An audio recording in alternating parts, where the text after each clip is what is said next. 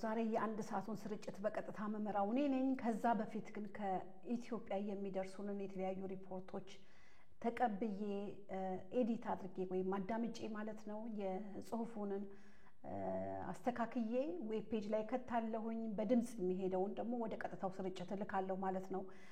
እዚህም ቃለ መጠይቅ ማደርገው ነገር ካለ ቃለ መጠይቅ አድርጌ አሰናድቼ ለአንድ ሰዓቱ ዝግጅታችን አደርሳለሁ ማለት ነው። ማታ 1 ሰዓት ላይ ቀጥታው ስቱዲዮ ይገኛለሁ። እንደዛ አድርጌ እመራለሁ ማለት ነው።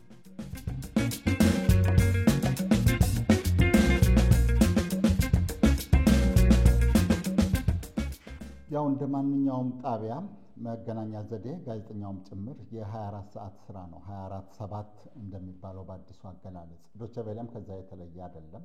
መረጃዎች ከተለያዩ አካባቢዎች ይሰበሰባሉ። ይህን የሚያደርገው በየሳምንቱ የሚመደብ ኤስአር የምንለው ወይም አዘጋጁ ነው። ከወኪሎቻችን ከዓለም አቀፍ የዜና አገልግሎቶች እና ከዚህ ከቤቱ የምንለው ከዶቼ ቬለ የተለያዩ ክፍሎች የሚጻፉ ወይም የሚደርሱ መረጃዎችን ያሰባስባል።